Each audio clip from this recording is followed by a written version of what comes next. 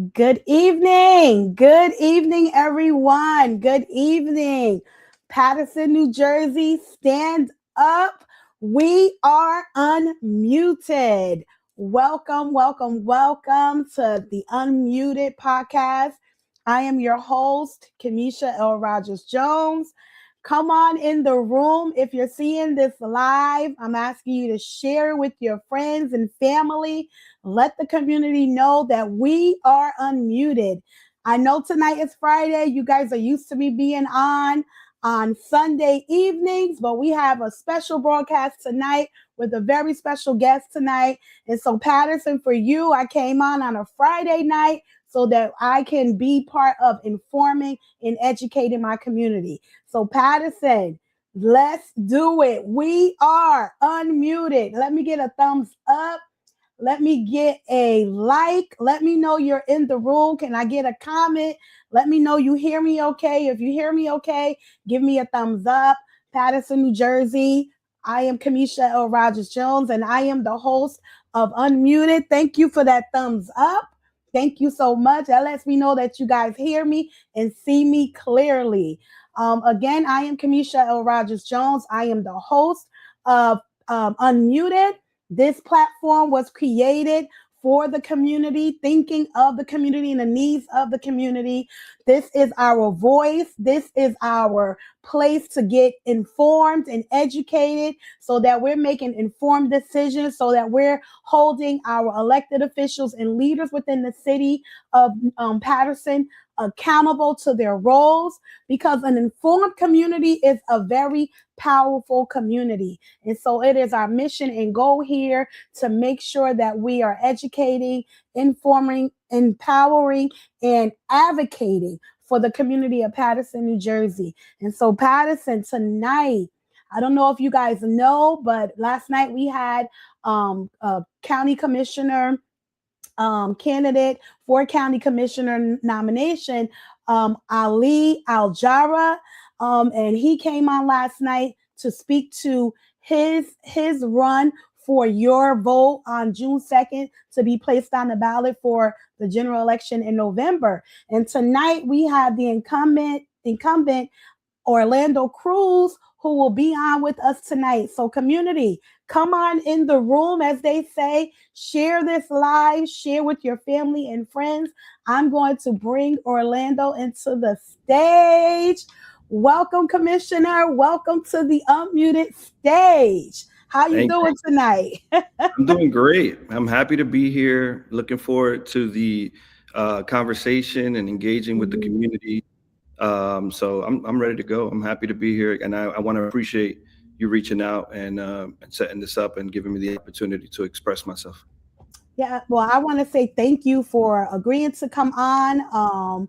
As you know, and as I've stated to the community, this platform is about the community. This was what I feel was my answer to what I've seen on the platforms of social media, to the conversations that I've had with different people within the community. And so we talk a lot about, people have complaints, people have questions, but what are solutions? And so for me, Unmuted was one solution to getting correct information out to the community.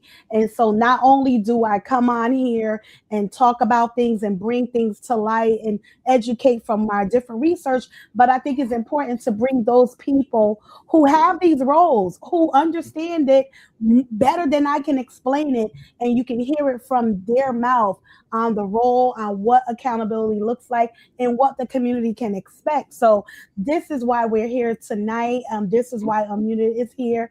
And we're going to get right into it, Orlando, Commissioner Orlando, Director Orlando, right? You wear many hats, and so I want to get right into it because I definitely want at some point the community will come on and have an opportunity to ask questions. Community, please interact within. This is a live interactive interview platform. So I ask you, please your comments, your questions for Commissioner Orlando, please get them ready or start typing them into the comments. Remember to like, share, and follow the Unmuted page. If you're watching this live, I'm asking you to share the live so that more and more community members can see and get the information that we're going to receive tonight. So, Orlando, before we get into the questions, I want to give you an Mhm. opportunity to come on.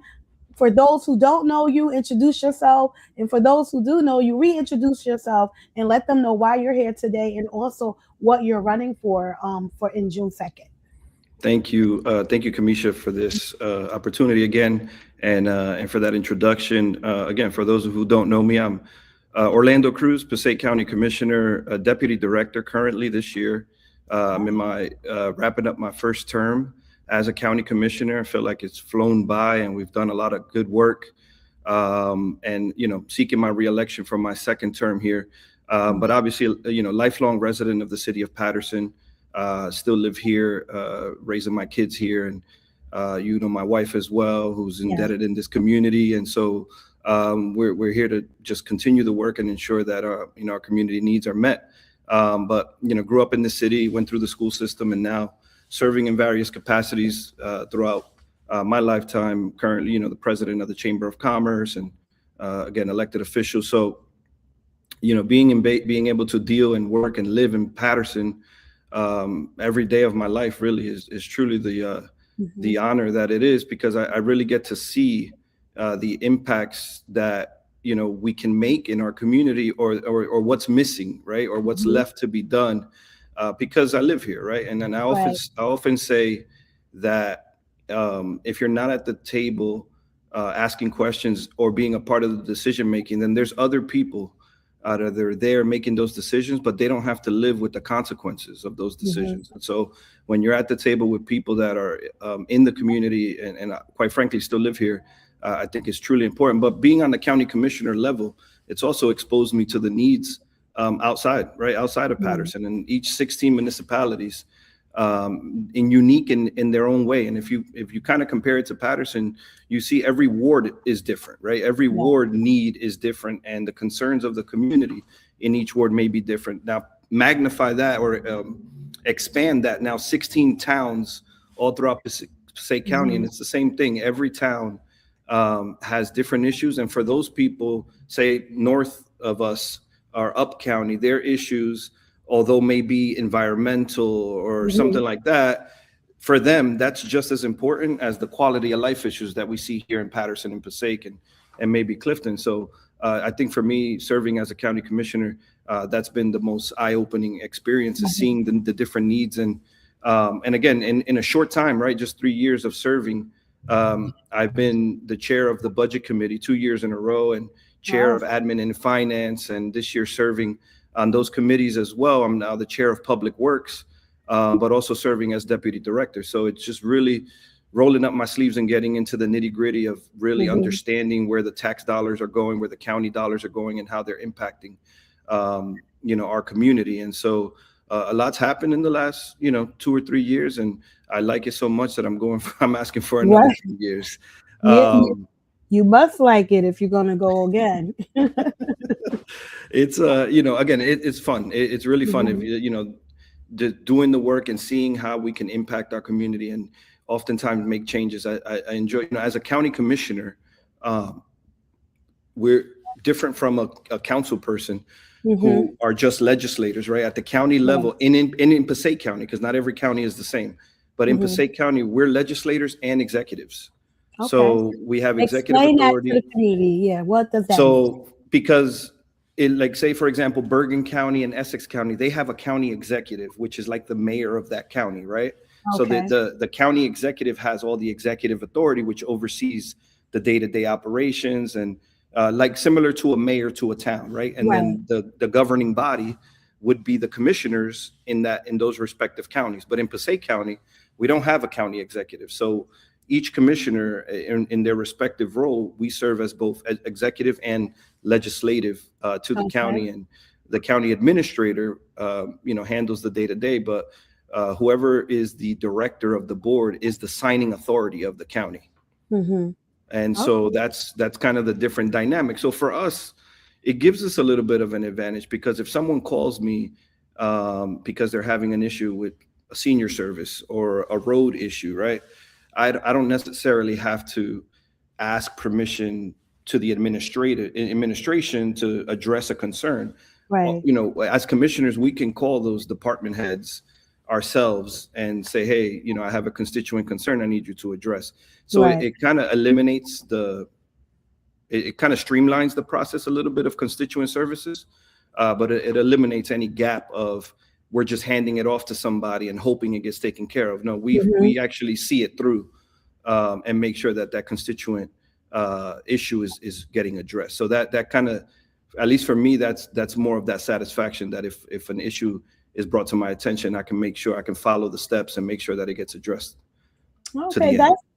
well, and that, you know what, that's going to segue right into our questions. We're going to get right into the Hmm. questions. Community, you will also have opportunity to ask questions. Definitely comment. Let us know you're here interacting with us.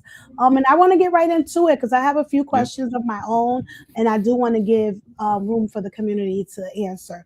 And so you got into the role of the county commissioner, Hmm. between the executive branch and all of these different things, that people really don't understand until, like I said, when you come on and you get to explain the role and what you're responsible for. A lot of us are well versed in the municipal Hmm. level of government. And so to hear from you from the county level gives us some insight on how the county and what the county is capable of doing, Yeah. how that affects our day to day, right? And so, as the 100%. incumbent, right? As the incumbent, your questions, will be a little different because you've been doing the role now for 3 years, right? Yeah.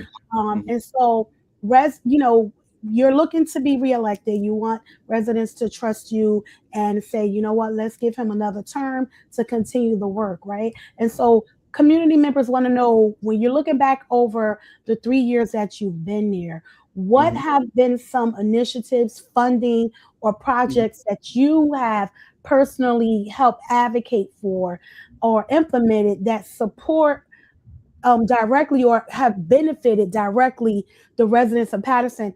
I know it's county, but a lot of people want to Yeah. know, how does that trickle down to Paterson? So, what are some Right. things that you have advocated for that speaks directly to the needs of Yeah. Paterson residents and Passaic County? Absolutely. Thank you. And so, um, it is a little difficult to pinpoint how one service is impacting one individual, Hmm. but it's the continuous advocacy for the different needs and resources. So, as a county government, we have our own respective county services that a person can go to, that they don't have to necessarily only go to the town for, right? So we have Hmm. health and human services, we have senior services, and so it's being in those departments and making sure that the resources that they're allocating are going to particular groups. So out of human services, they administer millions of dollars in grants to the local agencies in Paterson and in the surrounding Hmm. area that are servicing those particular clients. So whether it's our homeless shelters, mental health and addiction, those dollars get funneled through the county and into those respective agencies that are Hmm. touching the people on the day to day, right? But outside of that, you have, for example, our senior service department, our Meals on Wheels, which is led by Pattersonian Benny Cook. Right. But Meals on Wheels has last year served almost 230,000 meals to seniors throughout Passaic County, but the bulk is Paterson, right? And so, Hmm. our Board of Social Services, although they're an autonomous board and they have their own policies and procedures, but a lot of the constituent concerns sometimes coming through our office gets funneled there, and we want to make sure that those people get taken care of. But when the federal shutdown came down, right, and people's SNAP benefits were paused, it was the county that stepped in and allocated over $300,000 to the local food banks to help Nice. give out food to people. We serve of the about 70,000 people in Passaic County are clients of Board of Social Services. We were able to get to almost 10,000 people in just a couple of days by setting Hmm. up these pop-up shops in like Calvary Church, in the parking lot of Calvary, in a senior site in Passaic, and so having the people come to us. And so one of the things when I got on the board is I questioned why we're not more involved in the Mhm. community. I didn't want to sit around and just tell people to come to the county for a particular service. I wanted us to take the service to the people, right? And Right. so we had recently a series of events called Passaic County Connect, where we literally Mhm. brought government services out into the community, and allowed the people to access the very same things that they would do, that they would need an appointment for. We brought it Right. to them. So our county clerk's office was there doing passport applications. Our, surrogate's office was there doing wills Mhm. for individuals. Our human service, again, senior services. We were on site. County IDs, Nice. whatever it was that you need to make an appointment to come to the county to see, we brought that to you, right? And so we want to expand on that as we move forward. We did it for homelessness as well. We had what's called Mhm. Homeless Connect, and that Yeah. was done also. If you remember, that was done in Calvary, and we bussed in homeless people from all throughout Passaic County to come.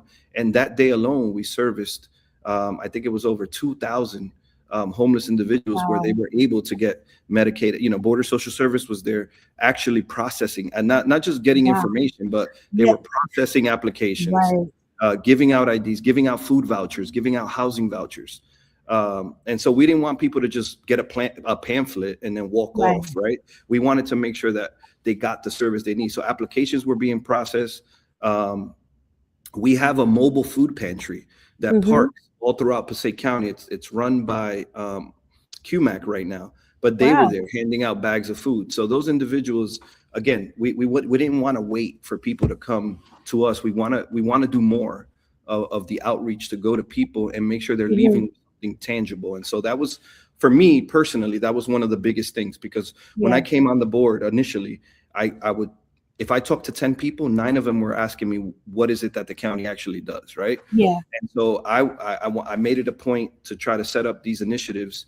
And now we're seeing them executed, and we want to continue growing them, but we want to just basically bring the government to the people. That's, Mhm. for me personally, that's my biggest initiative. And then, with the rest of the stuff that the county does, is just making sure that funds are allocated accurately, and that they're divided evenly, right? That no one's left Right. off because they don't have a voice at the table. The county administers over $3 million in open space grants every year, and that is where the municipalities can apply for these dollars, and they're given back to them for open space projects like parks. Mhm. For me personally, Paterson, in the last at least 2 years, have received over $1 million in grants. Wow. Right. Last year, it was about 500,000 for the two veteran parks that are on Union Avenue, that they sit across Mhm. from each other by Chicken Supreme over there. Yeah. Yeah. And then last year, or that was last year, this year was the steps at Eastside Park, and the Mhm. steps over on Broadway by Route 4, right Oh, outside of the park. So that right. was another 500,000. A couple years back from that, since I've been on the board, there was another like 300,000 for improvements at Lou Costello Pool. Yes. So it's making sure that when the decisions are made of how these dollars are being allocated, right? And other towns got their fair share, right? Mhm. Woodland Park got money for a library, like a HVAC system for a library. Pompton Lakes got money for some stuff. Like North Heldon got some stuff for like a community center. So based on what they apply for, Mhm. we're at the table to ensure that those funds are allocated evenly throughout the county. But for me personally, like I said, from Paterson, is making sure that Paterson gets their fair share, and they're not overlooked. Yeah, and that's what Patagonians want to know, right? Because even when we hear you guys distinguish between upper Passaic County, lower Passaic County, County, down county. yeah, people are like, wait a minute, what they mean lower county? Like what, why we gotta be I'll lower? give you the cutoff. I'll give you the Yeah, cutoff. so what people want to know, like, why is it We're, upper county over here and we lower county? What is that about? Is it the yeah. shape of the map? So explain that too, because a lot of us are Yeah. getting a little offended by that too. So I would say anything, like, obviously we have Clifton, Passaic, Little Falls is Mhm. southern Passaic County. Then you got Paterson, you got Hawthorne, Prospect Park, Heldon, North Heldon, Mhm. and then Woodland Park and Totowa. I think anything north of Totowa, like basically Wayne, is like the middle. So Right. anything north of Wayne, we call up county, and Okay. anything down is down county. But Okay. that it's important. Look, I'll tell you, and I remember this like it was yesterday. My first ever meeting, when I became a commissioner. And for those of you who don't know, I was asked to not asked, but I went through the process when a vacancy occurred when TJ Best came off the board. TJ is my brother. He came off the board, obviously moved out of state, and a void needed to be filled, especially being a person from Paterson. Went through the process, and I was selected to first run for the seat that was open at the time. But at the same time, I think a month later, TJ came off the board, and then I was selected to fill in. And so my first year of running, I was actually an incumbent, so to speak, because I was appointed to the seat. And I remember my first meeting. It was a human services meeting, and they were talking about some mental health and addiction centers and stuff like that were being proposed. I think some partnerships with some local agencies. And one lady from West Milford, right, up county, as we say, she raised her hand, and the idea was, we don't have much of those resources at that time. We didn't up county, right? We didn't have those type of facilities for, Pompton Lakes, Wanacue, West Milford, Ringwood, et cetera. And, she said, well, we don't need that up here. That's what she said. So I looked around, and everybody kind of looked at me, and I was like, well, if nobody's going to say it, I'm going to say it. This is my first meeting. I'm a commissioner now. I said, well, with all due respect, it's most of your people, meaning up county people, that are coming down here to receive those services. Exactly. And it's because of that my people can't get the services they need because there's no space for them, right? And so it's being involved in those discussions. It gives me an opportunity to say, wait a minute, we want to talk about fair and equity across the board.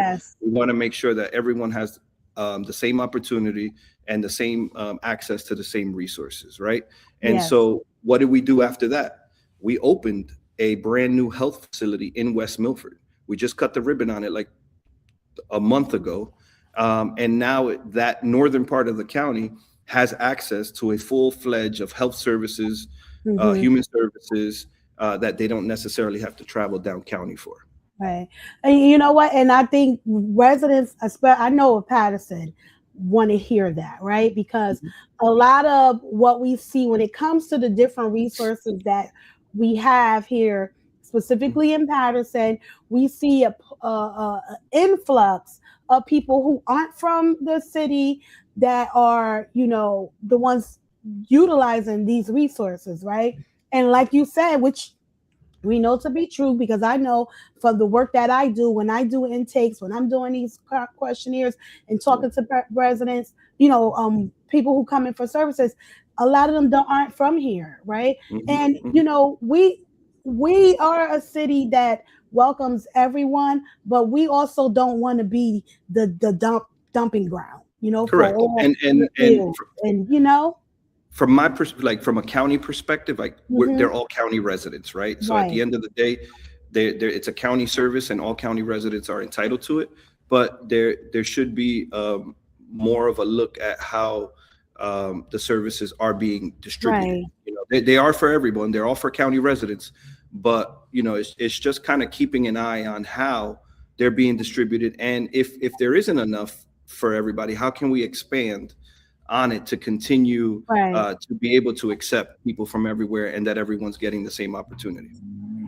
Right. And because, can we go up county, right? For the most part. Yeah, technically you can. Right. But some of us, we wouldn't, right? No, so I get it. We want to see. Well, so I want to segue, because you did mention your process, right, of how you came into this seat. And so I want to segue into that, because I know you've seen it with the likes of Kenyatta Stewart, Assemblyman Stewart. Even recently, we elected Paula Alford for city council. You're from Paterson, so you get to see a front row seat of a lot of the politics and things that happen here.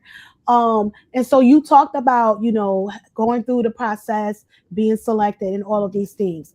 And so a lot of community members, from what I see in conversations I've had and what I see posted all over social media, are starting to take issue with whatever this selective process is, right? Selection processes, right? So many residents in Paterson, I'm speaking directly about Paterson, but also in Passaic County as well, they express some frustration with what people call and what we know as the Democratic machine. I'm sure you've heard that term before used, the Democratic machine or the establishment of politics, right?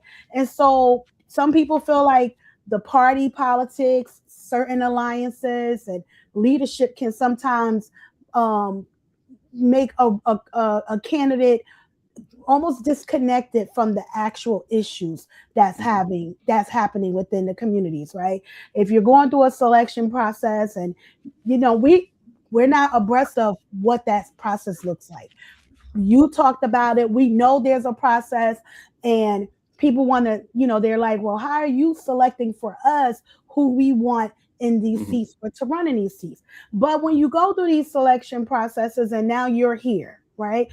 Residents want to know that the work you're doing is about the community, not about alliances, Yeah. political ties, and things like that. And so, how do you respond to residents who Yeah. may, worry about that? That is he really about the people, or is it more about those people who selected him to be Correct. here? Where does your alliance lie in the Yeah. true word? Where does that lie? Listen, alliance. I do what's best for the people, right? At the end of the day, no one since I've been in office, no one has called me and asked me to vote any specific way, uh, or try to like hold something against me, right? The Mm-hmm. process, that's the process. It's not unique to Passaic County, right? It's Right. the difference is running on a party in a party in an election that's a partisan election versus a Mm-hmm. nonpartisan election, right? Okay. And so, if to run in a partisan election, there is a process in order to get selected as the candidate, right? And Mm-hmm. there is every county that is a partisan county, anyone that wants to run for a county office, Mm-hmm. the way it works, right? There's the party, there's the Passaic County Democratic Party, Essex County Democratic Party, so on Mm-hmm. and so forth. And then there's county committee. So every district, every voting district in the respective towns have two county committee members that represent that district. They're Right. elected as well. They're elected by the people. So if Kamisha Rogers wanted to run for county committee in Ward 4, District 5, right? Right. You can run. Your name gets on the ballot and people vote for you to represent them in that district. And so the county committee is made up of elected people by the community, and then when in order to become a candidate to represent the Democratic Party, you go before that committee in like a screening, right? You apply for Mm-hmm. the job, you go for an interview. Every district with the county committees, the respective county committees select municipal leaders to be their chair, in other words, of the committee, and those individuals screen candidates that are going to represent the party in the upcoming Mm-hmm. primary election. Once the screening is done and the municipal leaders interview everyone, then they make the recommendation to the entire committee. So the following meeting, where basically their recommendations get ratified, there's Mm-hmm. hundreds of people there because it's the whole county committee. It's not just the leaders, right? And Right. then once that process is concluded, then you're the candidate. Um, but in order to get to the starting point of that, you have to go through an application process like any other job. They post it on the website. You apply. You fill out the application. You check off the boxes of all the necessary backgrounds and requirements, and then you get called in for an interview. That's the process everywhere. That Mm-hmm. in where there's a partisan election, and you go, and the Republicans have the same process. So, The same, but do same you exact think process. that, because I know you see it more and more people they don't like this process or they're kicking against it.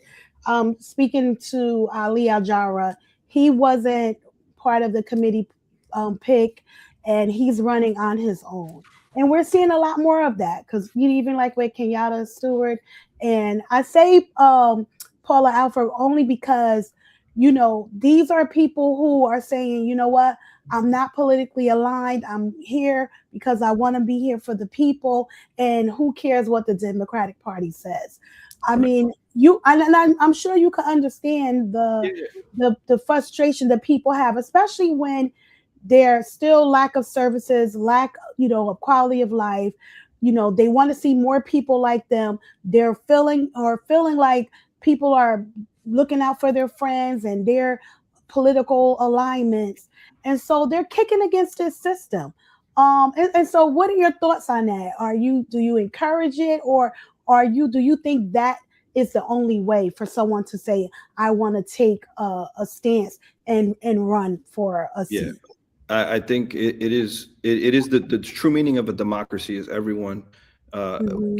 everyone has an opportunity to run for political office, whether you go through a process and get selected by a committee or not. You're still eligible to get Hmm. your own petition signatures and run for office. And at the end of the day, it's a numbers game, right? If Right. you are that candidate and you can get more votes than the other person, then you're going to win. The difference is the process. That's really all it is. And Right. when you talk about Ali, who you had on yesterday, that didn't decided to run off the line, so to speak, or not Right. go, he chose not to even go through the process. Process. Right. It wasn't that he applied and got denied, or didn't get selected. He just didn't choose. He chose not to just go through the process at all for Hmm. whatever reason. That's his business. But if I feel, if you want to run for office and this is the process that's in place, you if you choose to go through that process, you go through the process. If you don't, nothing's stopping you from still No. running. Hmm. And at the end of the day, that's why we have a primary.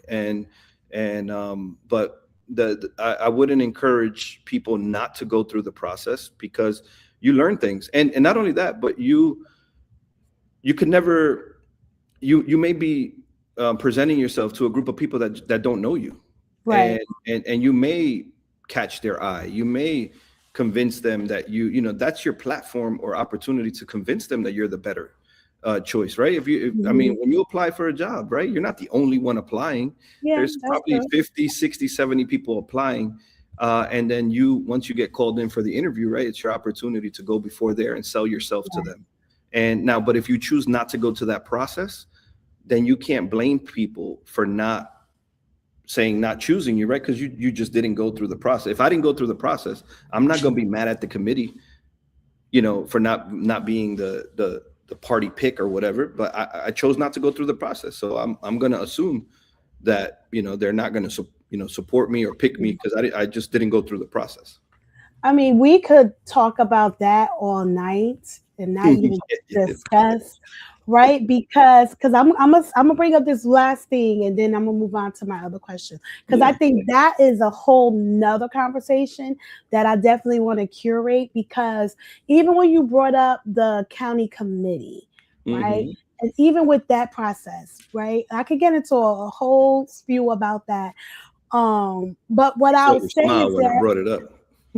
yeah, because I have a story, but I think that's a story for another day. But what Gotcha. I'll say is that even with the county committee, right? Hmm. And I think a lot of people aren't even really educated on what that is, who their county committee members are, and even with those seats too, are they people, that are community, or are they people that were picked by someone, in power, that said, "Oh, I want you to get on the committee. I want you to get on the committee." Those are real concerns that people, because the question, or the concern is like, and you probably can't answer it, but when it comes to this party stuff, it's just like, is this the party of one leader who dictates it, or is this the party of the people, where the people have more of a voice? So I think that that's where the disconnect is, because Yeah. even once people get on the committee, well, who appointed them on the committee? And I do understand people get on the ballot, but I witnessed that process. That process has a lot of cracks in it, has a lot of holes in it, that needs to be fixed, so that in what from what I've seen, to be really fair with selection and have more of independent votes. Because I think that's the key term. People want to have more of an independent say Yeah. in what our Democratic Party looks like moving forward. And a lot of people just don't want the old regime. They want to move forward with more progressive thoughts, more Yeah. younger people coming in with more innovative ideas. And it doesn't seem like there's a place for that, So Yeah, I mean, that's look, I'm a younger person that mhm, that that is got a part of, went through the process, and I'm there, and there's ideas that I brought up, since I've been on that were taken into account. I can tell you that what happens inside the county happens amongst us. There's no outside influence that comes in and tells us how, mhm. or guides us in any direction. I can guarantee you that. Okay. And people can believe what they want to believe, but if you're not a part of the process, you won't know, right? And Right. you can ask 10 people how they think this works, and you'll probably get 10 different answers. Right. But I can just speak truthfully from myself. I sleep good at night knowing that the decisions that we make are in the best interest of the people. Hmm. I come from a business background. I oftentimes make decisions on what's best for business, Right. and and nine out of you're never going to please everybody, but you know well enough that you made the best decision with what information was put in front of you. That's, I Hmm. think, what we can ask of all of our elected officials, to make the best decision with what information they have in front of you. But I can tell you that since I've been a county commissioner, and I can probably guarantee you my colleagues will feel the same way, and even past commissioners, the decisions we make are amongst ourselves, with the information that's presented to us, not with any outside influence. So let me ask you this, and then I'm gonna get into the question. This is another question, but how can people or the community, what would you say to the community for them to get more involved in that process, even if they're not on a county Yeah, committee seat, or even see it and being a part of the commissioner yeah, process, and just being abreast of what's happening. How yeah. would you, or what would you say to the community for them to get more involved in that? So, it's there's two different, like, I would say, within each town in Passaic County, because now we're talking county politics, right? We're not talking Hmm. local politics. Right. Yeah. So County. within the county, most of every town has a county committee and a Democratic club, right? Mhm. And same thing again, same thing for the Republicans, right? This is not a Right. one-way street. The Republicans have a county committee and a Republican club as well. And what happens is you have people that want to be involved but couldn't get elected to county committee because it's only 2 seats per district, right? And so Mhm. most towns, both organizations work collectively, to help get the message out to the community of what's happening on the democratic level, right? So, and Mhm. it's not just county, right? You're talking your federal senator, right, who's on the ballot this year, Cory Booker, who's Right. part of the Democratic Party, the Congress, in your respective districts. Obviously, our district is Nellie Poe, and then Right. your county commissioner. So they're all, the Democratic clubs or Democratic committee are charged with being stewards of the message of the Democratic Party, Mhm. on what their Democratic elected leaders are doing, and being able to spread that message. So, if you want to get involved, it's get involved. Get involved. You don't necessarily have to be a county committee member to be involved in county committee, or your Democratic club, Mhm. where you can get involved in as well. And like I said, in all 16 towns, both organizations work collectively to, again, they're stewards of our message, right? If the Yeah. county government, federal and in state, what's happening there has to get projected, and those committees and those clubs are tasked with extending that message to a larger audience. Okay. And so, and I would, what, that's good information that I know people didn't know. I know I didn't know either And watch our county until, commissioner meetings, right? They're on yeah. Facebook Live. Yeah. They're on Tuesday nights, so sometimes they're Right. at the same time as the local council meetings, but you can go back and watch them on Facebook Right. Live. You'll see what we're doing. Mhm. If you can come to a meeting, come to a meeting. You're here. Yeah. Where I can tell you, we operate like an open book. There's what we do, has a story, a reason, and an explanation behind it, that oftentimes when we do explain it, people go, "Oh, okay, that makes sense." Yeah, I think listen. the more we know, the more we'll grow, right? And I think Mhm. information is definitely power. And people, once they know, they can activate their power because now they're in the know, right? And not moving off of emotions, because that's what we want to get out of us moving in our emotions. I want to go to this question that a community member had. This is Patty Kane, and she works. She's saying from where one she wants to talk about the funding and how we allocate funding, right, to Mhm. different parts of the counties or Yeah. counties. So she once she brought up the cold blue shelters are only for 32 degrees and below, where Mhm. other counties have cold blue shelters for the whole winter. So when we're talking about those services, like she wants to know like why is Yeah. that? Also, because she works with juvenile justice and juveniles in distress, right? We need youth shelters. Mhm. And I know that to be true because I'm a college professor and I meet a lot of our young adults, our youth that are in Mhm. college. A lot of them are unhoused. Yeah. They don't have I no, I families. 100%. I know. Yeah, I think about 20, almost 20% probably of our community college population are unhoused individuals. unhoused. Yes. But there's a lot of there's some stuff here in this question, right? So Yeah. the code blue is a state. It's almost like a state regulation, right? And so Okay. when the temperature does go below 32 degrees or below, then the state issues the code blue, which comes through the county, and the county kind of disseminates that to the local municipalities that they can open their shelters. Which, Hmm. quite frankly, when the code blue is issued, it turns into just them having access to extra resources from the county and the Hmm. state as well. How some other counties just have cold blue shelters just for the winter in general, I'm not. I'd have to look into that one because I know, Right. as far as I know, it's only when the temperature allows it, which unless Okay. those counties provide some separate funding Right. for shelters in particular times and days, that could be it.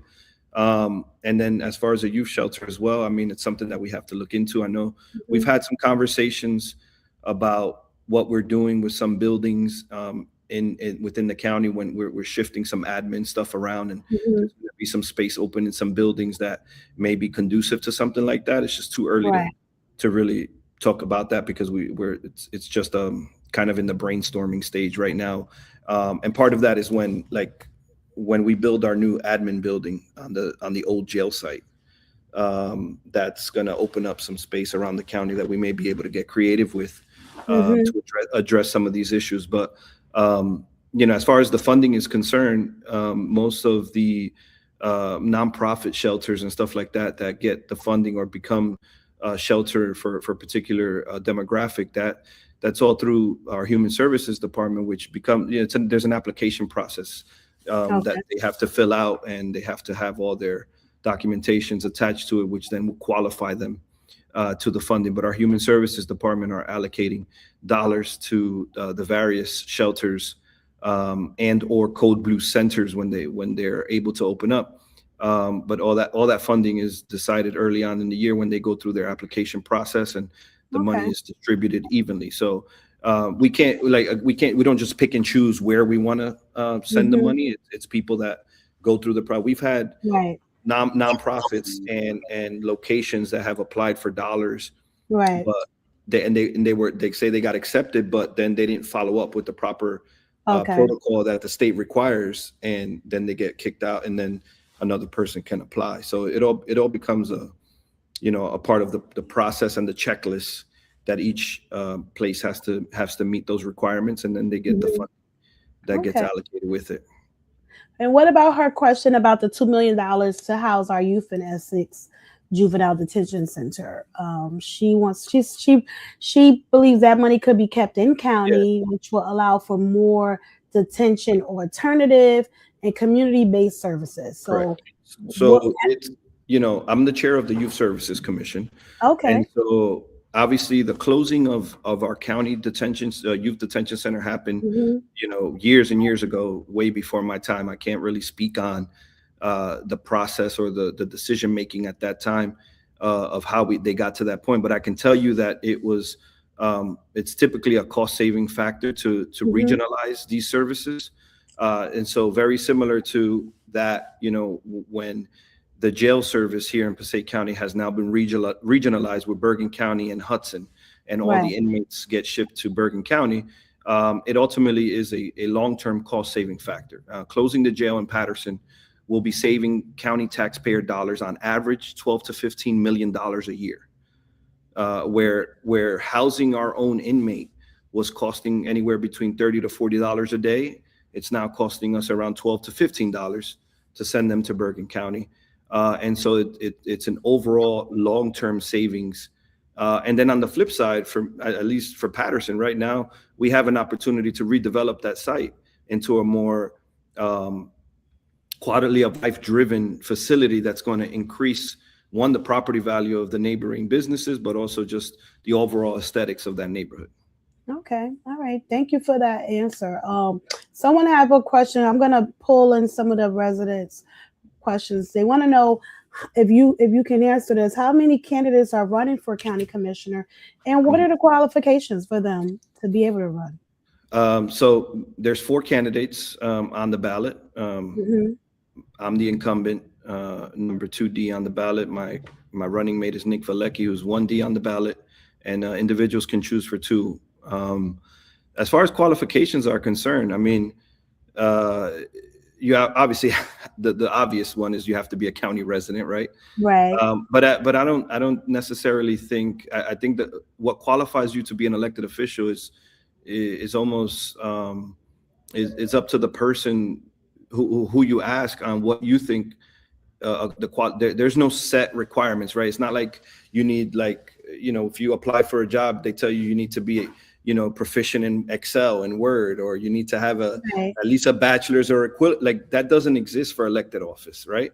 Mm-hmm. So you run for office, and you get, the people vote you in, and so if you sell yourself enough to the people to get voted in, then that's how you get the job, right? It's up to you on how you sell yourself. But I mean, me personally, I have a business background. I know when I came on the board, obviously being the president of a chamber of commerce and working in small business development prior to that, when I came on the board, that was one of the voids that the commissioners have. There wasn't necessarily Mm-hmm. a person who advocated for small businesses. And so, right away, bringing that in, being on a chamber and working with small businesses, and then being on the government side, it kind of showed me 2 perspectives. Because when you have businesses who are saying, oh, the government is making it hard for us to do business, Right. and I'm on the government side, and I'm saying, wait a minute, there are some things we can help and fix to cut some of the red tape. But at the Right. same time, if I'm telling that business owner, well, this is the real reason why, you're not given the runaround. I'm telling you the Mm-hmm. real reason why, and now they're looking at me with some credibility, because they're like, okay, Right. well, you're there, and so it. And so, again, the qualifications, there's no specific qualifications to run for office. If you sell yourself enough to the voter base and they elect you in, you're in, right? But I do have a business background and Yeah. community centric background, and being obviously a resident of this county. I didn't move here years ago. I've lived here my entire life, and so Yeah. it's Okay. really it. Thank you for sharing that. So, a lot of the issues that residents talk about with the infrastructure, figuring out what the city is responsible for, what the county government, because we know the different county roads and things like that. And I'm not sure if Ward Street is a county road.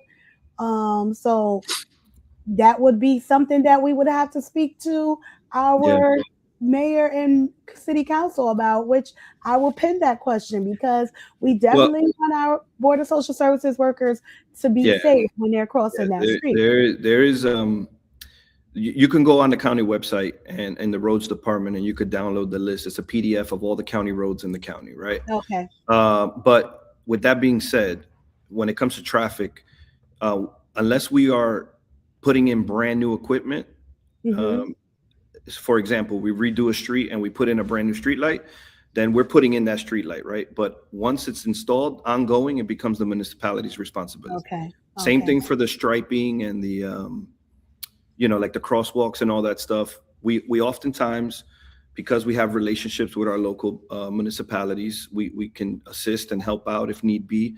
But it is the municipality's responsibility, ongoing, for any traffic maintenance on the road, be it a county road or a city road. But if we're doing the initial installation of a brand new road or sidewalk or whatever, we would put it in as part of that plan, but Yeah. ongoing, it then becomes the town's responsibility to maintain.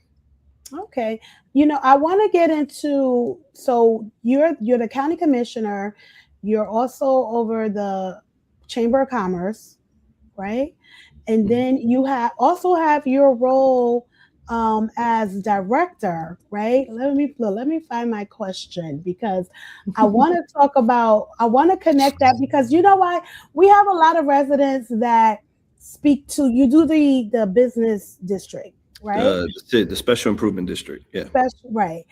Yeah. How do you connect that to, so people look at the sixth ward business district, right? Hmm. Now, are you part of what? So people want to know that, right? Because when they Yeah. look at So the contrast between upper correct. um business district, Main Street, And and lower, South Patterson. Yeah. come on now, that Yeah. So downtown Patterson look a mess. And we then when I have this go to the sixth conversation. floor, it looks, yeah. Me and you talked Right. about this before. Yep. It looks, We have it's this conversation. terrible. Yep. So So who is let in me let charge me of that?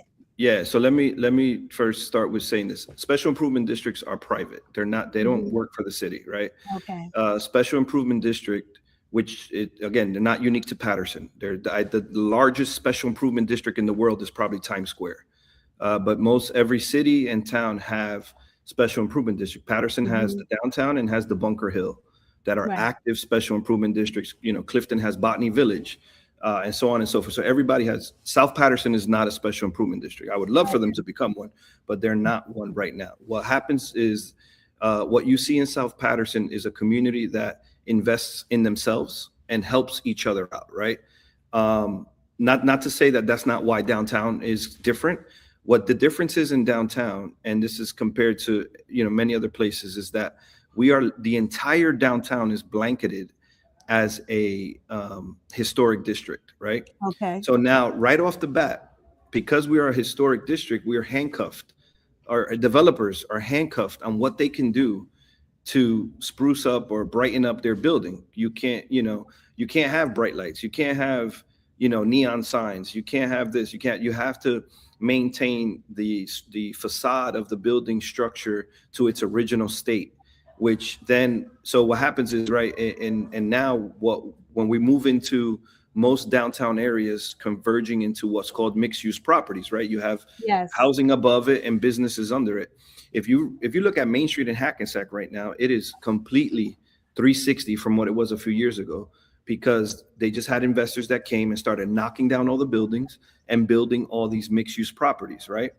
And so, but we can't do that downtown. Right. And so the people are the business owner, or not necessarily the business, or the property owner, are handcuffed in what they're able to do, which limits their investment into the property, right? Mm. And this dates back to the 60s. What a lot of people don't know is that in the early 60s, around Mayor Kramer's time, Yeah. the business district downtown was going to go bye-bye. Like it was going to be eliminated. It was going to be all residential. So what Mayor Kramer did at the time is lobbied to and spoke to all the property owners and said, listen, I'm only going to tax you for your storefront, for what the space you're using on the ground level. I'm not going to tax you for anything above that. That allowed Okay. the business district to survive. But what happens is, now moving forward, now this property owner is being taxed for the entire space, but they can't utilize the space above, because in order to accomplish what Graves did, he required them to seal off the elevators and seal off Mhm. any stairwell that led to the upstairs of the building. So now, in order for these individuals now to make these investments, they have to go through all that infrastructure upgrade. But Right. because they can't add 30 units above this store because of historic, they're not going to make that investment, right? And then again, you can't knock the building down No. because it's designated historic. And so that's the real Okay. comparison to South Patterson. Bunker Hill is a special improvement district, but I mean, we get more foot traffic in one lunch hour than Bunker Hill gets all year. Yeah. That's why Yeah. I often hear people say, "Oh, but downtown should be more like Bunker Hill." But you just can't. You're comparing Yeah. apples and oranges. Bunker Hill, if you get one person that walks through Bunker Hill, Yeah. We don't that's walk. We got to worry about the people so racing after correct. So hours, if so they anything. have, like, they have a landscaper that Yeah. cleans up some flowers, and then I think they have a security company that's supposed to work overnight, but Right. I've never seen them there. And then downtown is a different dynamic. We had a study done, I think last Christmas, and it was from Black Friday to the end of December. 2.7 million people visited downtown to come and shop. And so with all that foot traffic, you're dealing with the issues of garbage and littering, right? And all that stuff. And people are just coming through. And so as a special improvement district, you're focused more on, marketing the downtown Yeah. and helping the business. But again, special improvement district is private. We don't work for the city. Right. We're Okay. a separate agency that's made up of the property owners within the outlying district. So most comparable is like a homeowners association. Mm-hmm. So every property, they're not taxed. It's not an extra tax. They pay a fee into the district's budget that allows us to provide them with some additional marketing, some Yeah. maintenance and stuff like that, and then some promo, like we do summer concerts in the Yeah. summer, things that draw more foot traffic to the downtown. And so that's how we operate. But South Well, Paterson operates in their own silo, and I applaud those individuals because they're a community that helps each other. So if one guy builds something, they're looking to help the next guy build it next to them, and so on and so forth. But they have very, very, very minimal restrictions compared to downtown. you know what? And that, I think you explained it the best so far. I've asked that question, but to multiple individuals from the municipal level and now the county level. Mm-hmm. And I think you have been the only one, because I think when people look at the Sixth Ward, they're looking at it like, okay, we could bring all of that down to downtown Paterson. Mm-hmm. Everybody could be lit up. But now when you talk about the historic infrastructure of it, we're limited to a lot of things that can be done. However, there are some things that can be done with those lights. I was just down there. My daughter graduated from the community college. And so my other daughter and I were walking to our car and walking past the police station to Main Street. Most of the street lights are out. Correct. And I'm going to tell you something about that street light, right? Mm-hmm. And I'll have this conversation with DPW people till we're blue in the face. Because those street lights were installed under Marty Barnes when he was the mayor. There was a contractor that came in, and at that time it was with the UEZ. Those street lights belong to the UEZ, right? The garbage cans that were the planters that were downtown, that now I actually advocated and lobbied to get them removed. That all belonged to UEZ as well, right? Mm-hmm. Now UEZ is a city function, but those old school historic lamps were put in way back then under Marty Barnes and the UEZ director at the time. Mm-hmm. And I tell you, PSE&G needs 4 guys to come out just to change a light bulb. And so to get PSE&G to come, it's a constant struggle between myself and Public Works to get those guys to say, hey, we need these lights done. But they're like, hey, yeah, we got to schedule it because you need 2 trucks, you need 4 guys because they're so heavy. And so just to change a light bulb out requires that much work. And so PSE, all we can do is ask PSE&G to try to come out.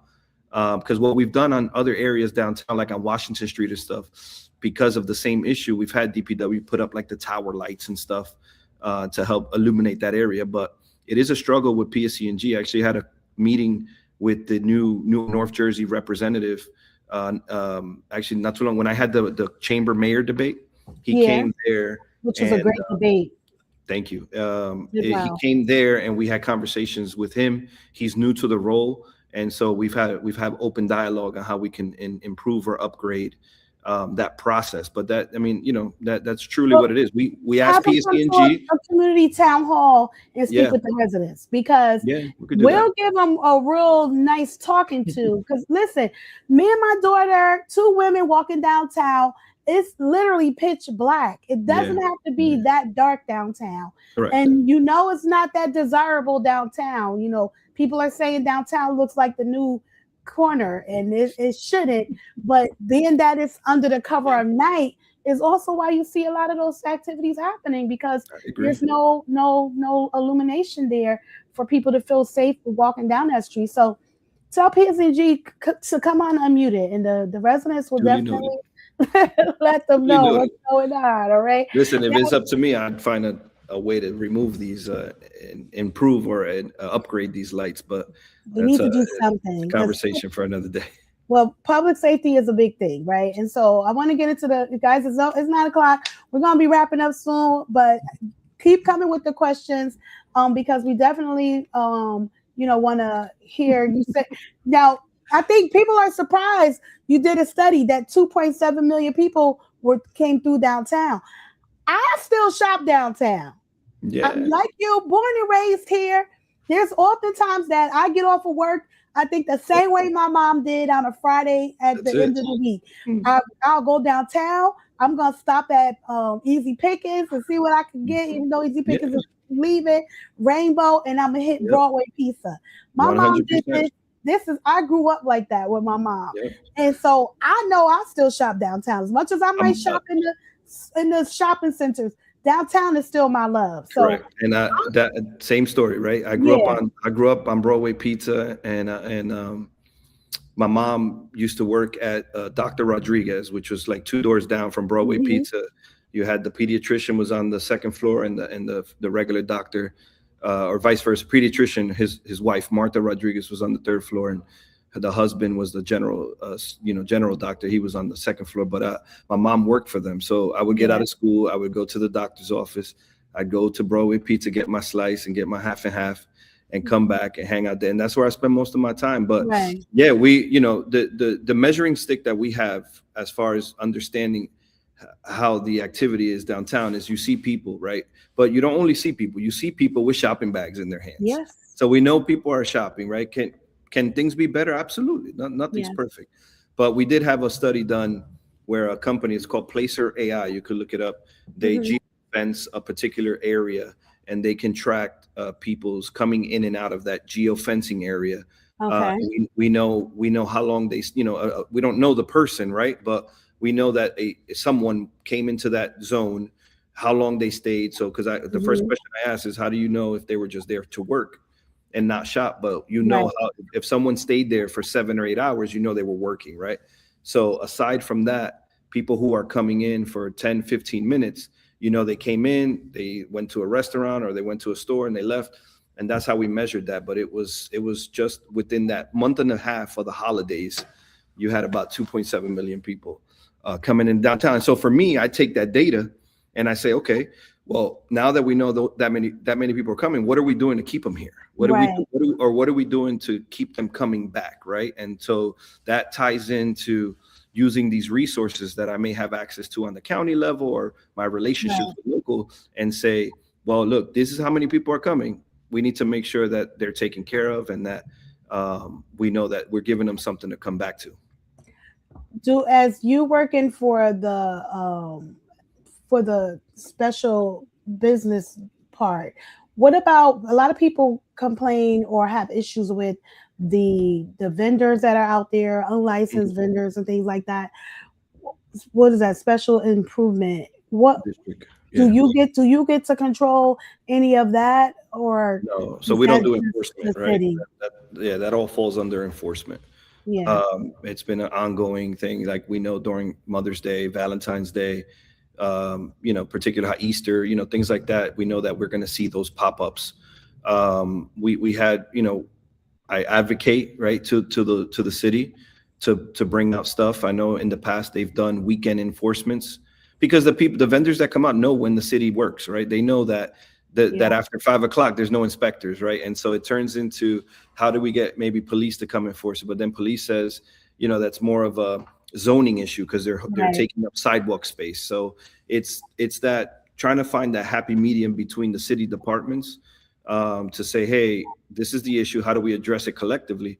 But it's not my responsibility. It's me advocating to the city to enforce the laws, because oftentimes those vendors are not even from here. They set up shop. I know the last time there was like a clean sweep done of those vendors, because I heard people say, oh, you're stopping people from trying to make a dollar. That's true, but they're not people from here. So like the last time it was done, I think it was like 7 or 8 vendors, and they were all from like Jersey City or North Bergen. There was like one guy in a van or in a box truck that drops them all off and then Wow. comes back and picks them all up. Like it's a racket that they Wow. have. And so none of them were from Paterson.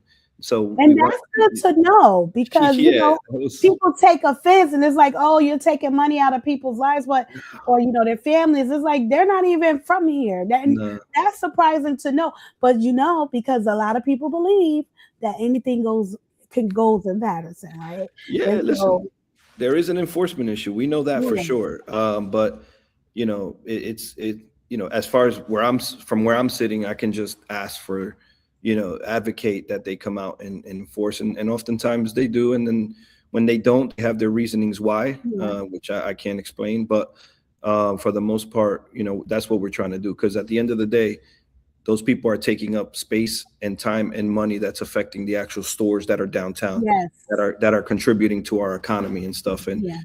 we And it's try to not do our fair. best to look out. No, it's definitely not Not fair. And fair. especially if they're not from here, I don't have any Yeah, no compassion. loyalty, right? Get out of here. Yeah, yeah, You ain't from Paterson. Get out of here. I'm yeah, gonna ask this last question before we close out, and I'll give you an opportunity again to speak to the yeah. community about your run. But you previously ran for assemblyman, Mm, right? mhm, While commissioner, you ran for assemblyman, and we all know, that didn't pan out.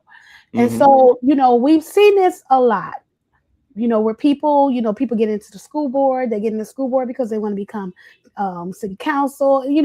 It's like the stepping stone to their next Correct, correct. level of, for their career. And so residents want to know that you're committed to the role of commissioner. So how do you respond to that when people are like, well, do you really want this job, or are you looking to just advance your career? What's your response to that in regards to, are you committed to commissioner, or Correct. are you looking to progress in a way, for your career? Yeah, How do you respond to that? I haven't gotten where I am in life if Hmm. without taking advantage of opportunities that are presented to me, right? Hmm. I don't worry about what happened yesterday, and I don't look forward to what's happening tomorrow.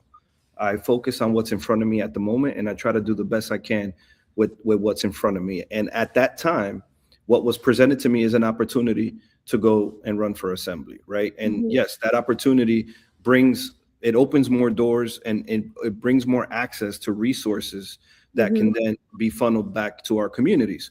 And Right. so it wasn't necessarily looking at it as progressing my career, is that no, now I have an opportunity to serve in an office that gives me more access to Hmm. resources that I can bring back to my community. And that's what that was. I wasn't looking to do it. I did it because the opportunity presented itself at that moment. And obviously it wasn't in God's plan for me to be there. God has me exactly where he wants me to be. He feels that it was necessary for me to stay here as the county commissioner because he probably has, a bigger role for me to serve here because of, Hmm. what I can do here for my community. And I'm okay with that. I sleep well at night knowing that I did what I did and it didn't work out. That's okay. I don't look at it as a loss.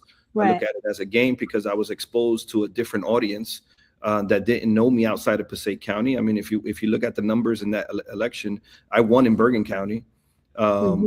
and so I was exposed to a different group of people that saw something in me that unfortunately I wasn't enough here in Paterson to get across the finish line. But I'm okay with that because Hmm. I'm where I am now, and I'm doing the most that I can with this opportunity that's in front of me. Um, and looking forward to being reelected because again, there's been a lot of changeover on our board, Yeah.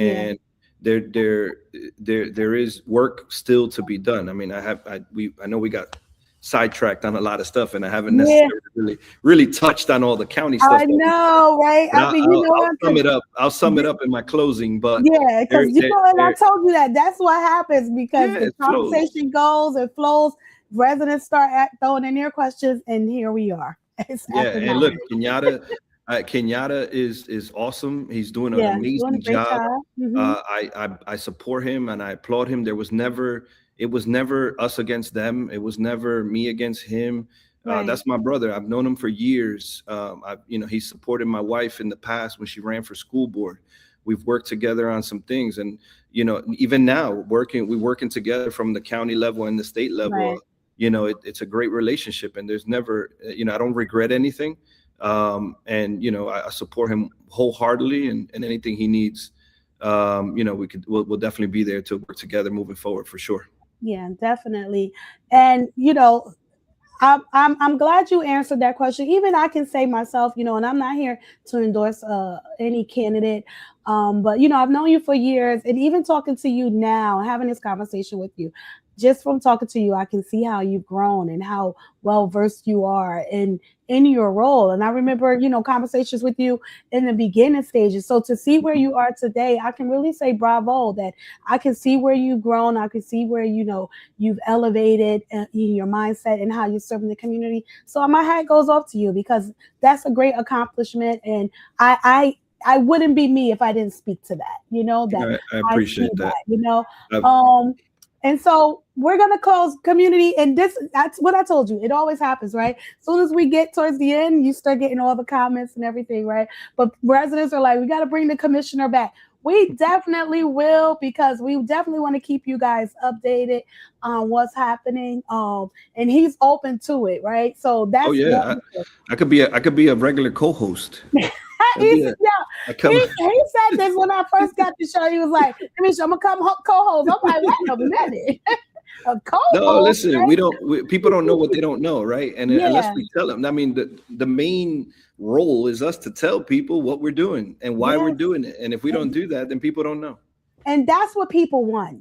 They want accountability. They want you to say, this is what we've been working on. This is where this money has gone. And Correct. this is what this platform is about. And we want our elected officials and those in leadership to understand that that's just what this is, that the community comes here to get your true information, unbiased, straight up.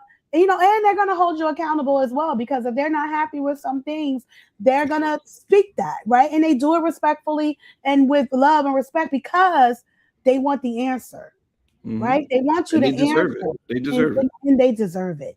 The Hmm. community deserves the answer, and so accountability is key here. So, Commissioner Orlando, one, I just want to thank you for being on here Thank today you. and being committed to informing the community.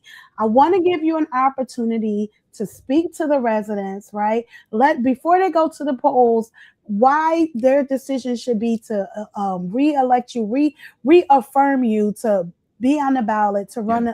to run in November, and why should they continue to trust your leadership in the direction that you're taking Passaic County and in Paterson, as it affects Paterson, those decisions you make affects Paterson heavily. For sure. Why should they believe in you and say we're going to vote for Orlando for another term? Well, thank you again. Thank you very much for this Mhm. opportunity. And I'd love this open dialogue because at the end of the day, people want real with real conversations, with Mhm. real commentary, real answers, and that's what we can do for them. But listen, my colleagues and I have done a lot of work on the county level since I've been elected the first time. As far as our budget is concerned, over $100 million of our budget goes to public safety with our sheriff department, our public safety academy that trains the police officers of 15 out of the 16 municipalities, our prosecutor's office are well. These are regional services that if they didn't exist would be an extra burden on the local municipalities, right? Over $50 million has been invested in parks, our crown jewel being Garrett Mountain. I'm working with Paterson. I want Paterson to have a county park. We're the only county seat in the entire state that does not have a county park in it, right?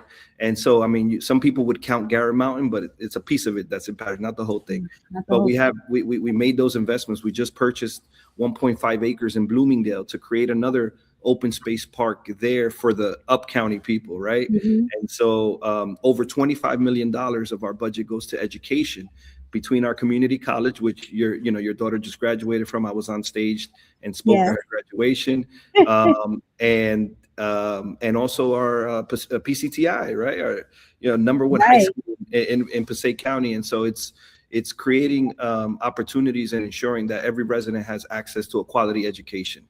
Mhm. And so between those things, it's really continuing to make Passaic County more affordable and accessible to its residents, right?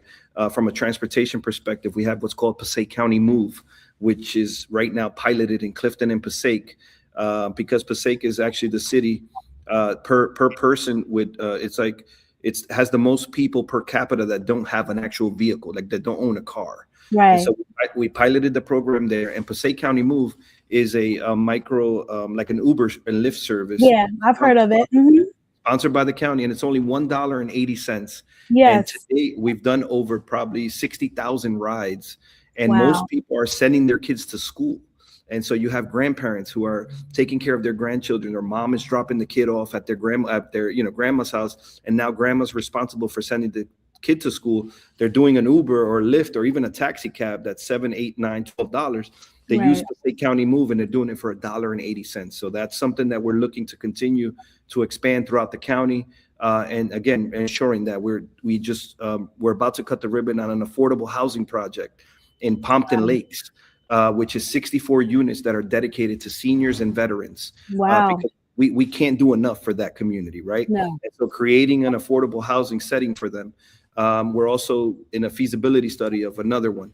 And now we do these in county properties. We don't want to go to a town and take over open space and land and Hmm. build on there, because now you're taking stuff off of the tax rolls, which we don't want to do. So we're using county property where we can to build affordable housing for Passaic County residents. And so it's taking that work that we've done, wanting to continue to expand it and continue the great work moving forward that me and my colleagues, and listen, my running mate, Nick Valecki, will be enhancing those services, which is why, obviously we were selected by the committee to run together.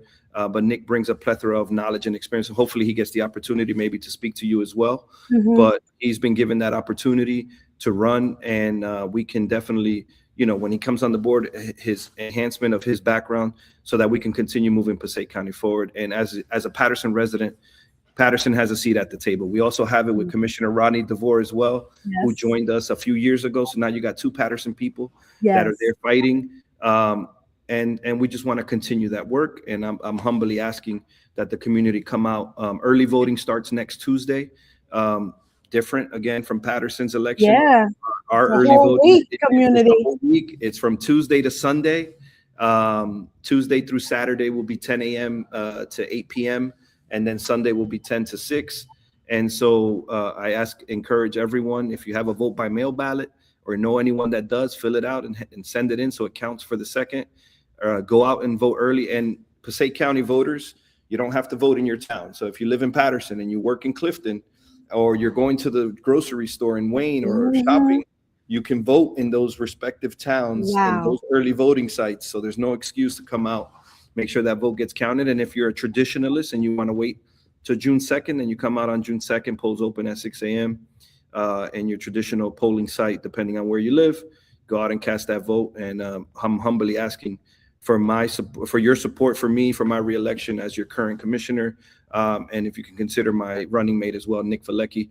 For Passaic County Commissioner, you get to choose two. I'm asking you to choose 1D for Nick Valecki and 2D for Orlando Cruz. Thank you, Commissioner. Thank you so much for coming Thank on, you. Thank you, community. Commissioner. You heard it from the man himself. You got the information. No, we didn't get to talk about everything, but I think we talked about enough that you guys can have an idea if you didn't know who he is, and then knowing the work that he's done for the county, but also how it has affected our lives, our quality of life here in Paterson, New Jersey. He's a Paterson son as well. So all of these things to consider when you're going into the ballot, into the polls, starting next week. And that's a beautiful thing. Early voting for me has been a game changer. Considering my work schedule, and I know like a lot of us, we work in two jobs. So in between those jobs, we can run and vote and get to work. So I truly appreciate that. Commissioner, I hope to have you come back on. Residents got more questions and more things they want to discuss with Yeah. you. So hopefully we'll get you to come back on once the election and everything is over. I want to say to you all, have a wonderful, wonderful Memorial weekend. Everyone, please be safe. If you're not following Unmuted, I'm asking you to like, share, and follow Unmuted with Kamisha L. Rogers Jones, where we are dedicated to educating, empowering, and advocating for our community. This has been a wonderful night. Thank you all for being here. Commissioner, thank you for being here. Everyone, have a beautiful evening. Good night. God bless. And remember, we are unmuted. Good night, everyone.